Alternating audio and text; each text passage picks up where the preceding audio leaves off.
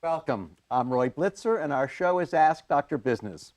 Our topic this evening is jobs that require travel, and our purpose is to provide information and insight and give you counsel on how to make life and your work more enjoyable. The desired outcome is you're going to take this advice and be a happy and more satisfied employee. As I mentioned before, our topic is jobs that require travel, and we're especially fortunate this evening to have as our guest Nick Roelofs. Nick is a former senior officer at Agilent Corporation, now semi-retired in a new phase of his career and on several boards of directors. Welcome, Nick. Thank you, Rick. I want to remind everybody that he's going to talk a little bit about his background first, but we want to give you the number should you have any questions. The phone number here is 650-856-1491. Now tell us about your career, tell us where you grew up, what you studied, and how many jobs that you've had that involve travel. Yeah, so a long and fruitful career. I started out in academics and went through the sciences and got a doctorate degree in chemistry, and then went into, in fact, teaching. And that was a role that was a lot of fun, but obviously not a place where I did much travel. I moved from teaching into R&D, and that I worked for a company called Baxter Healthcare at the time.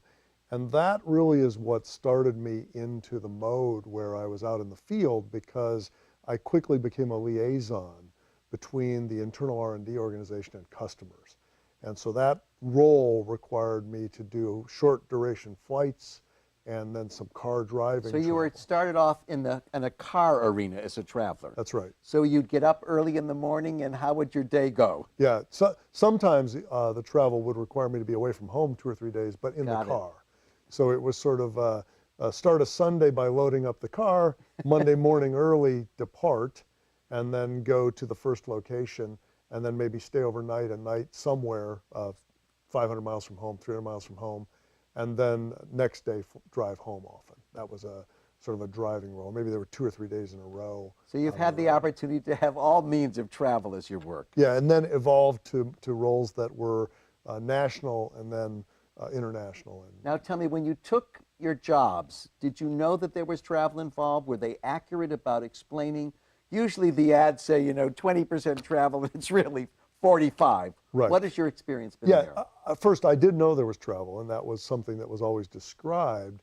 And yes, all I have found, both when I've been seeking a job and when I've hired people, that there's a direct tendency to underestimate the travel, Right. Grossly underestimate it. And so, typically what you see is somebody says, well, it's 40% travel. What they mean in that statement is you will be away 2 days, per week, but they don't count the time it takes to and from. Right. So 40% travel could actually mean 4 days on the road, 2 days in front of customers. Wow. Okay, so which were the more difficult jobs? The ones in the car, the short times, or the long hauls? Yeah. Give our audience some indication about how you got prepared for this. Yeah, airplane travel used to be really easy because you could carry anything you wanted on an airplane and walk onto the plane at the last minute. When we went through higher security and then low-budget airlines that cause you to want to take less luggage, it became much harder because preparation requires a lot better packing, a lot more organization, and then being at the airport hours in advance in order to make sure you get on the flight.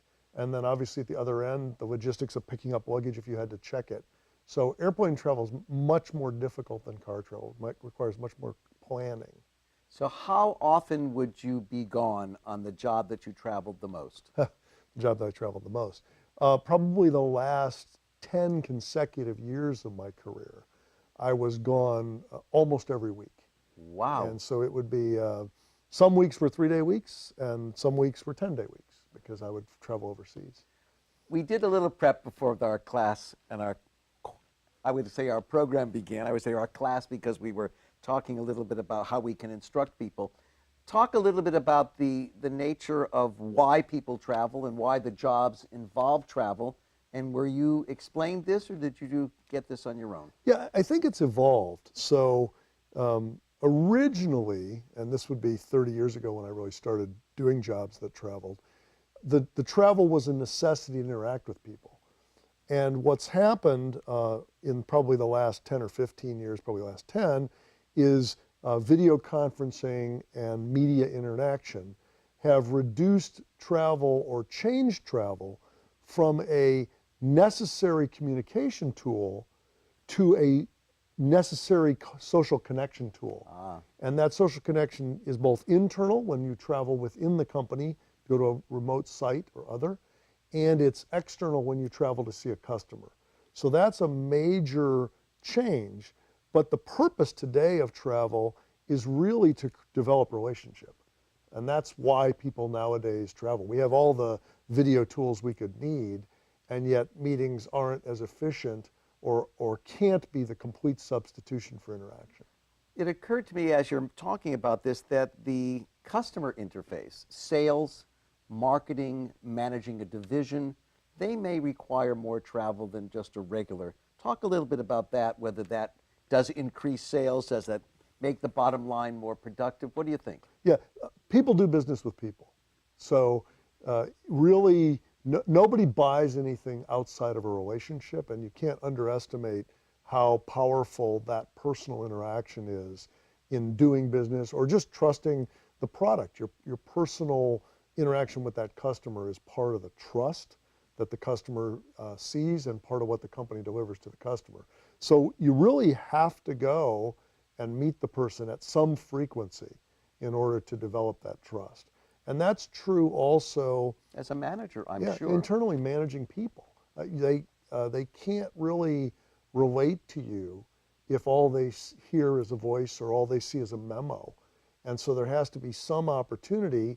And what I find, whether you talk about, this is sort of a one-on-one interaction comment, whether you talk about a customer, you talk about an employee, there are things that get said on the edges that never get in an email or never get in a phone call that are probably the most substantive concern or item around the edge of the product interaction or around the edge of the customer or around the edge of the employee interaction. I think you need to be around when you have to convince someone to travel. That's a wonderful testimony to do that. I want to convince people to call. The number here is 650-856-1491, and we're here with Nick Roelofs, who is an especially positive guest on our topic on jobs that require travel, because in each one of the jobs he's had some kind of travel, everything from car travel to short plane trips to long hauls to various parts of the world. Talk a little bit about some of the experiences you've had, maybe with the airlines, and some war stories that might be able to help our listeners prevent it from happening to them. Yeah, the airlines are most of us who would do roles that travel nowadays would get on a plane. That's probably the most common, particularly in this country where distances are high. Other countries are probably more train travel. And the airlines have really done a good job of seducing you with their frequent flyer programs into wanting to travel on a specific carrier. And so that loyalty, they're creating a loyalty. It's really, really important to them. And it really changes your business travel because as you raise in status, then they take better care of you. I'm afraid to ask, Nick, how many miles you had rung up. Well, we have a caller. Good. This is Dr. Business. How can I help you? Hello? Hello? Yes, please speak a little louder. I can't hear you. Oh, I'm sorry. Hello? I have a question or... I need to tell my colleagues that we're having some technical difficulties. And if someone hears your question, we'd love to repeat it back. Okay, if you can hear me now. That's Audrey, isn't it? Yeah, but I think the problem is at our end. Yeah, I think it's our end. I'm unable to hear the caller. This is live TV at its best, Nick. My apologies. I'm hoping that someone in the studio can hear her and repeat the question back to me. That would be another option, Yes. A creative solution.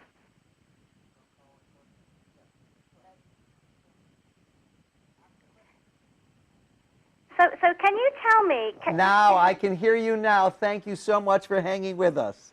No problem. I have a question around.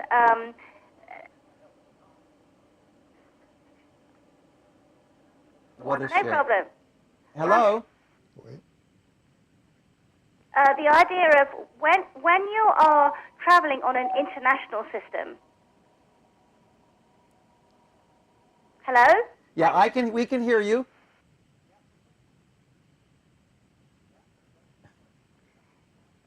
Is it helpful?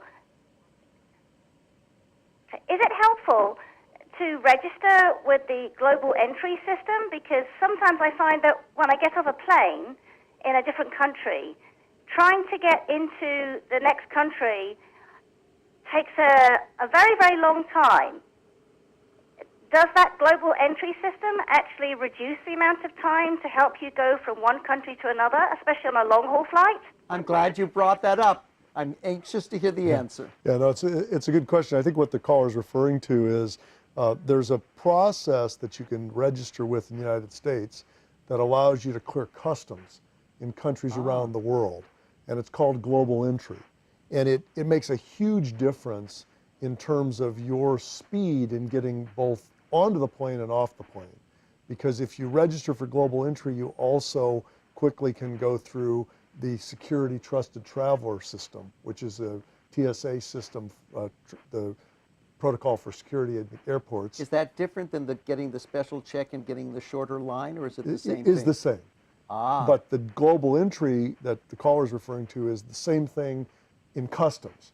So one is airport security, that would be That's the the trusted random traveler. one.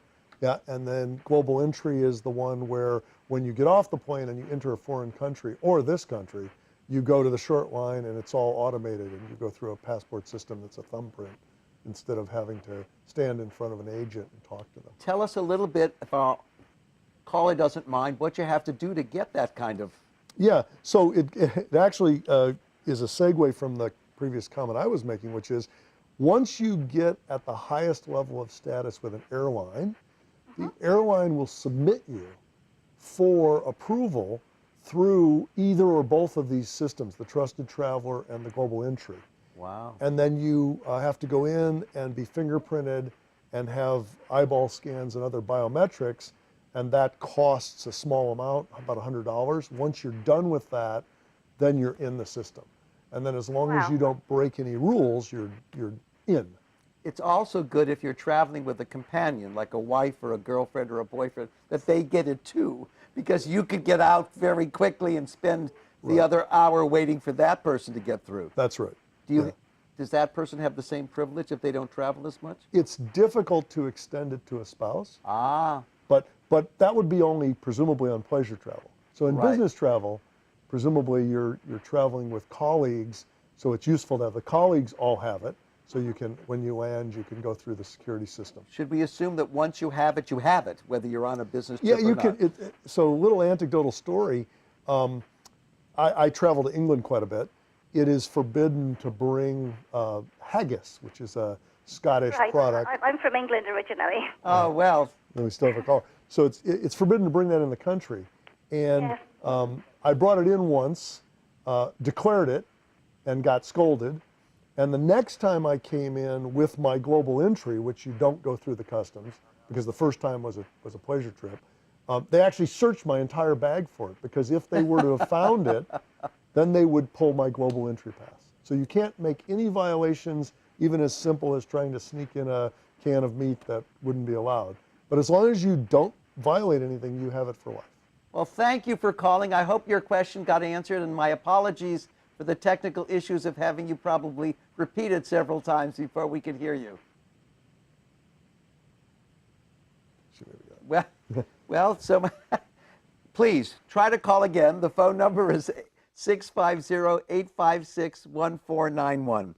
I'm fascinated now, since we've gotten a little tip already, to pass on some of your sage advice tips about making the reservations, about flying at certain places and seats. I think you're a perfect person to make this a valuable experience for our audience. Yeah, I think there are some things that obviously everybody can participate in immediately, like choosing seats, which I'll come to in a second. And then there are some things that take more time because you have to rise in status or fly a certain amount. But in a business setting, obviously you fly quite a bit if you're in a traveling role. That's right.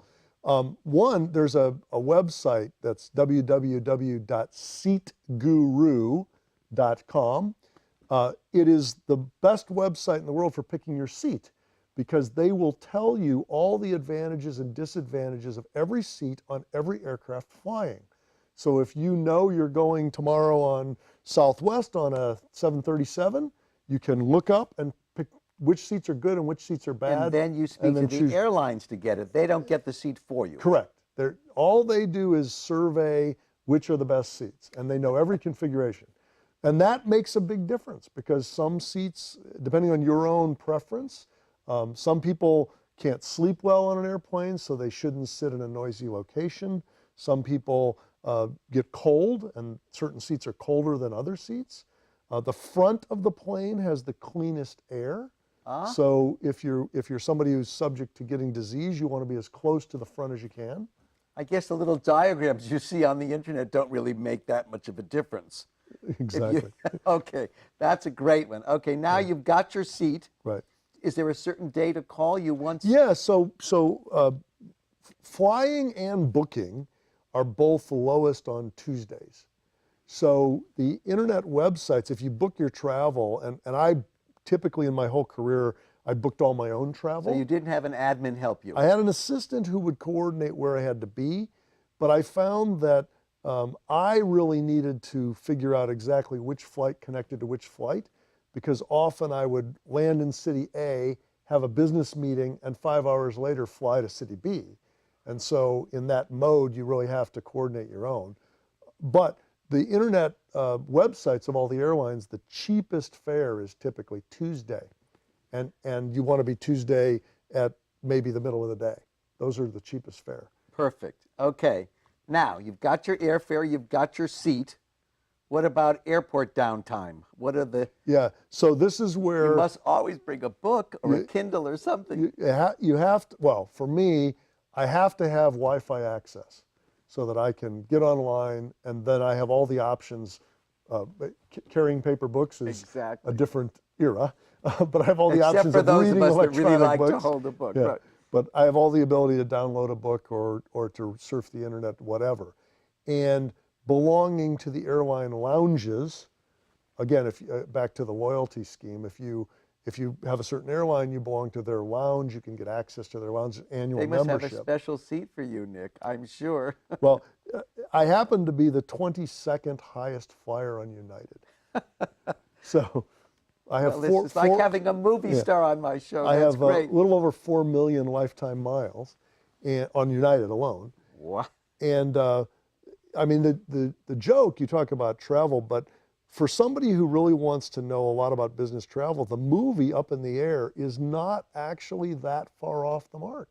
And it does talk about the loneliness, the away from family time as a current of theme in the movie, as well as the reality of what it is to, get online and make sure the guy in front of you has slip-on shoes, because you don't want to go through security with a guy in front of you that's going to have to take his shoes off. I never thought of that. I did see the movie. It was a good film. It's a good movie. I want to remind someone else to call in because I seem to be the only one fascinated by all this information. The phone number here is 650-856-1491. I'm here with Nick Roelofs, the 22nd most single flyer on United Airlines. And he's talking about his experiences and his tips in the world of his extreme travel. So you're on the plane. What do you wipe off the stuff with the? No, I'm not germophobic.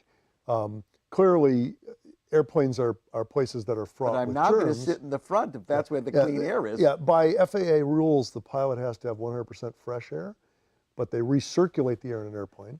So the further back you get, the more recirculated it gets. And this is the true but apocryphal tale of you're rebreathing somebody else's air. Exactly. But yeah, I think once you get on the plane, it depends on the destination. I find that flights that are under about 3 hours are no problem. They're You just, by the time you sit in the plane and maybe you eat a meal or bring a sandwich, depending on what you're doing, you're done. Flights that are more than 3 hours, but less than about 8 are really bad because they're too short to sleep or relax, and yet they're too long to occupy yourself with normal, whatever you brought on the plane. Now, do you take melatonin or some of the other prescription aids, or how do you handle sleeping? Melatonin works for a lot of people. I don't take it, but I know a lot of people who swear by it. My mode is if the flight is more than about 6 hours, then I do make sure I want to sleep. And so I take advantage of the free cocktails if they provide them to me and have a drink and go to sleep. But Unaided with anything. Yeah, well, a drink is an aid. That's true. But a glass of wine or whatever. Right. But I use Ambien, for example. Yeah. And you can get at least 4 hours that way. Right. But right. when you wake up, you're not as cheery as you could be. Well, and that's, I think, the thing with business travel. What people have to realize, companies expect you to arrive, if they think that you're going to go someplace, they expect you to arrive Tuesday and do work. They'll allow you Monday to travel. Let's say it's a travel week, right? Well, if you're a person who suffers jet lag, who can't accommodate a big time zone shift like flying to Asia, then you probably have to leave on a Saturday in order to get there on Monday morning so you can have downtime so that you can make that Tuesday meeting. Well, that was my next question. Do you schedule your meetings in the beginning of the morning? It depends on the person. If you're able to fly and land and meet, that's your individual biology. If you're not, you have to come in on Saturday, but the company's not going to expect that as extra time. We have another caller. This is Nico. Is that your name? Hello, this is Dr. Business. Hello, Dr. Business. This is Roberto Green. I have a question for your guest. Please fire away. Hello, Dr. Business. I can hear you. There's a difficulty, but we can hear you. I want to know how your guest, when he re-enters his domestic life, how he manages to catch up on all the things that have happened at home while he's been away, and what techniques he uses to manage his family life and business life without compromising either one. Yeah. Thank you, Roberto. I want to know how he does his mail, but he'll answer the question for us. It's a fantastic question. First of all, it's imperfect, and so I can tell you what I do, but you do stress your family life when you travel a lot. Well, that's part of it, the mail. Yeah. Things like mail. I mean, for me, all of my bills are paid online, so I can do all of my billing anywhere.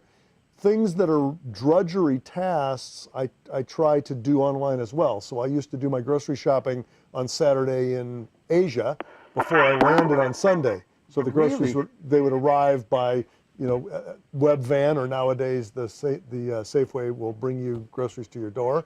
So things that you can do like that take some of the time out on the ground because you're doing that in your remote location. Right. But yeah, it's very difficult, and it's really important to try to spend as much time as you can with the family. And the mail, as I said, I try to do all my mail online. I don't get very much paper mail. So.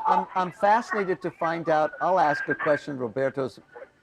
In terms of your family, when your son was young, how do you re-enter without sort of not knowing what happened for all the time that you were gone? Well, you have Skype on the road as a tool, or some equivalent video. So there's a lot of time that I spend. We have another caller too? On the road.